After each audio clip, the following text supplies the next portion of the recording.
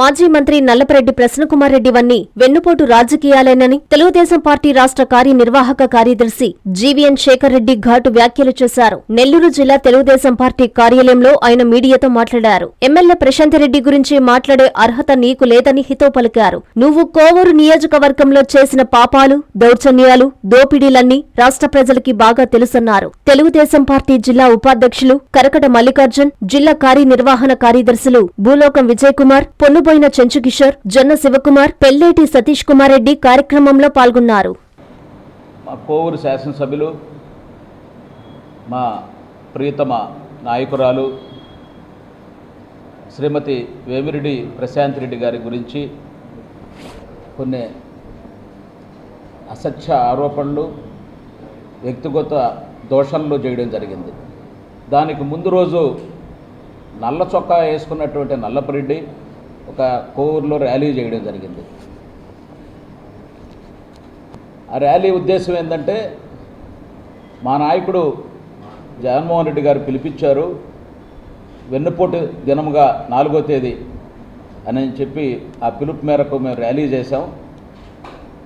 ఆ ర్యాలీ చరిత్ర పుటల్లో సువర్ణ అక్షరాలతో లిఖింపబడద్ది. కోవూరు నియోజకవర్గం మొత్తం కోవూరు బజార్ సెంటర్లో నిలబడ్డదట్టుగా మాట్లాడాడు ఆయన. మేము లైవ్లో చూసాం, మీడియా సోదరుల ద్వారా తెలుసుకున్నాం. ఒక 1500 మంది వస్తే కోవూరు నియోజకవర్గం మొత్తం ఆయన వెనక నడిచినట్టు, అది సువర్ణాక్షరాలతో లిఖింపబడేటట్టు మాట్లాడడం ఫస్ట్ పచ్చి అబద్ధం. ఇటువంటి కార్యక్రమాలు ఒక చిన్న గ్రామంలో పెట్టినా మాకు 1500, 2000, 3000 మంది వచ్చే పరిస్థితి. దానికి ముందు రోజు కమ్మపాడెంలో పెట్టాం. 2000 మంది కార్యకర్తలు, 1500 మంది వైసీపీకి రాజీనామా చేసి ఎమ్మెల్యే గారు గౌరవనీయులు పెద్దలు వేమిరెడ్డి గారి సమక్షంలో, ఎంపీ గారి సమక్షంలో అందరూ పార్టీలో చేరడం జరిగింది.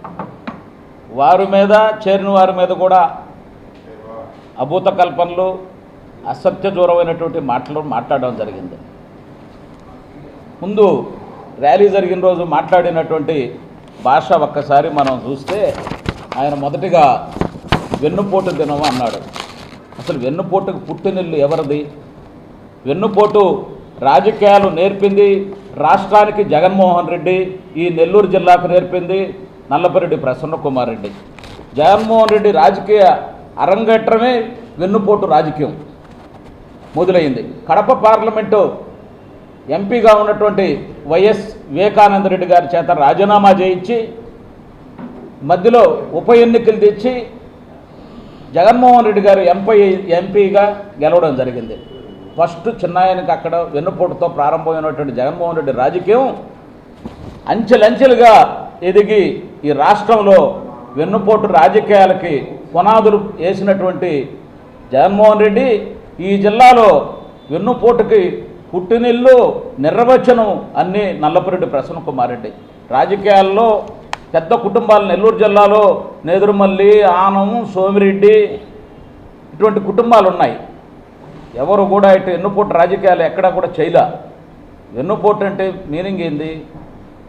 ఒక పదవి ఒక రాజకీయ పార్టీతో పొంది దాని మధ్యలో ఆ నాయకుడికి వెన్నుపోటు పొడిసి పార్టీ మారి వెళితే దాన్ని వెన్నుపోటు అంటారు.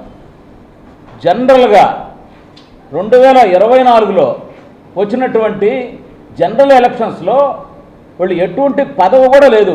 ఎంపీ వేమిరెడ్డి ప్రభాకర్ రెడ్డి గారికి కానివ్వండి, వేమిరెడ్డి ప్రశాంత్ రెడ్డి గారికి కానివ్వండి, వాళ్ళు జనరల్ ఎలక్షన్లో టికెట్ తెచ్చుకున్నారు, తెలుగుదేశం పార్టీలో పోటీ చేశారు. అది వెన్నుపోటు ఎట్ట అవుద్దో నాకు అర్థం కావడం. వెన్నుపోటు పొడవడంలో నేర్పరు ఎవరు? 2009లో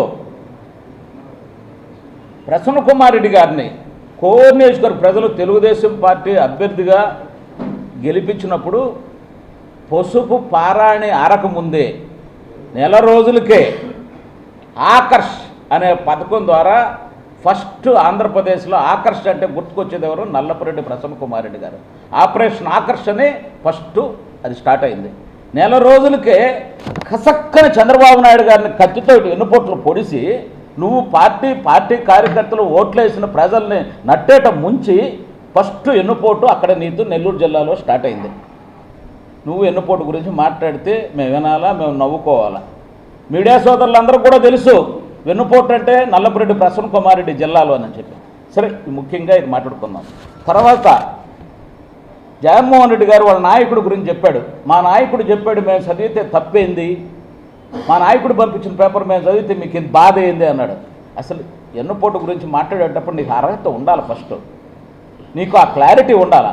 మీ నాయకుడు వెన్నుపోటుదారుడైతే, నువ్వు ఒక పెద్ద వెన్నుపోటుదారుడైతే, మీ ఇద్దరు బందిపోట్లయితే మీరేంది మాకు వెన్నుపోటు గురించి మాకు చెప్పేది? మేము తెలుసుకోవాలి మీ దగ్గర రాజకీయాల. వెన్నుపోటుకి కొన్ని ఉదాహరణలు మేము ముందు పెడతా. ఫస్ట్ ఎంపీ వివేకానంద రెడ్డి గారు రాజీనామాతో స్టార్ట్ అయినటువంటి వెన్నుపోటు రాజకీయం, వాళ్ళ నాన్న చనిపోతే శవాన్ని పక్కన పెట్టుకొని ఎమ్మెల్యేలు సంతకాలు సేకరించి ముఖ్యమంత్రి కావాలని దురాశతో ఫస్ట్ కాంగ్రెస్ పార్టీకి కూడా వెన్నుపోటు పొడిచింది నిజం కాదా అని సూటిగా ప్రశ్నిస్తున్నా.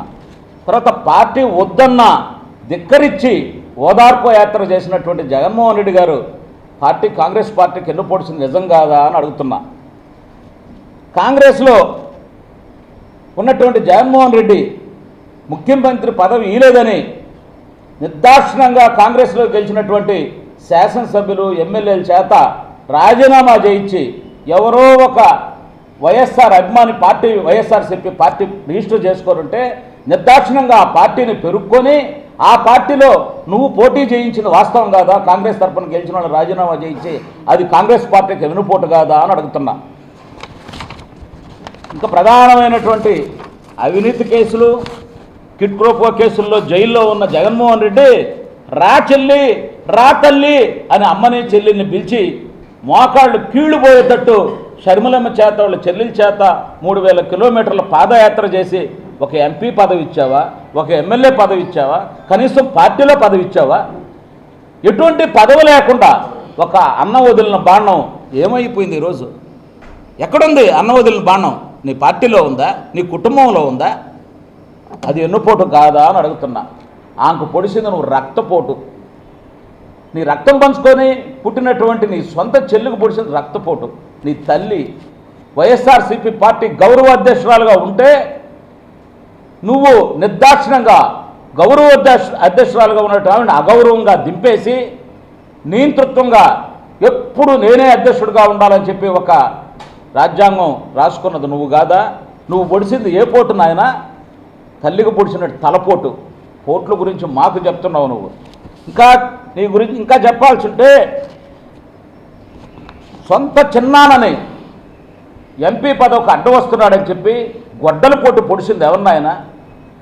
ఇన్ని పోట్లు, తలపోటు, రక్తపోటు, గొడ్డల పోటు పొడిచినటువంటి వ్యక్తి పార్టీలో నువ్వు పనిచేస్తా మీ నాయకుడి గురించి మాకు చెప్తున్నావు. ఇక్కడ నెల్లూరు జిల్లాకు వచ్చి నీ దగ్గర మేము రాజకీయాలు నేర్చుకోవాల్సినటువంటి అవసరం ఉంది. ఎస్సీలని, ఒక హరిజన సోదరుల్ని హత్య చేసి కారు డోర్లో డెలివరీ చేసినటువంటి వ్యక్తివి నువ్వు. ఒక డాక్టర్ సుధాకర్ని నిర్దాక్షిణంగా వ్యవస్థలను చేసి పిచ్చివాడిని చేసి చంపేసినటువంటి వ్యక్తులు మీరు. అట్రాసిటీ హత్య చేసినటువంటి వ్యక్తి మీ జగన్మోహన్ రెడ్డి గారు కాదా అని అడుగుతున్నా నేను. ముఖ్యమైనటువంటి విషయం ఈ రాష్ట్ర ప్రజలు, ఈ జిల్లా ప్రజలు, ఈ కోవూరు ప్రజలు తెలుసుకోవాల్సినట్టు జగన్మోహన్ రెడ్డి 1,00,000 కోట్లు లిక్కర్, చీప్ లిక్కర్ జే బ్రాండ్స్ తయారు చేసి కొన్ని వేల మంది పురుషుల్ని చంపినటువంటి, చీప్ లిక్కర్ తాగి చంపినటువంటి వ్యక్తి, ఆ ఆడబిడ్డలకి భర్త లేకుండా తాలిబొట్లు దింపినటువంటి వ్యక్తి మీ నాయకుడు జగన్మోహన్ రెడ్డి గారు కాదా అని అడుగుతున్నా.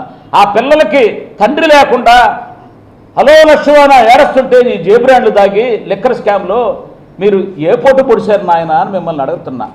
ఇవన్నీ మీకు తెలియదా? మీరు పెట్టినటువంటి వెన్నుపోటు, పన్నుపోటు, అప్పుపోటు, గుండెపోటు, గొడ్డలపోటు పేటెంట్ ఎవరిది ఈ రాష్ట్రంలో? మీ జగన్మోహన్ రెడ్డి గారు అని అడుగుతున్నా నేను. ఇవన్నీ నువ్వు తెలుసుకోకుండా ఏదో పిచ్చి ప్రేలాపనలు కోవూరులో ఒక ప్రెస్ మీట్ పెట్టి ఒక ర్యాలీ జరిపి మాట్లాడడం ఇది మంచిది కాదు ప్రసన్నన్నా అని నీకు తెలియజేస్తున్నా.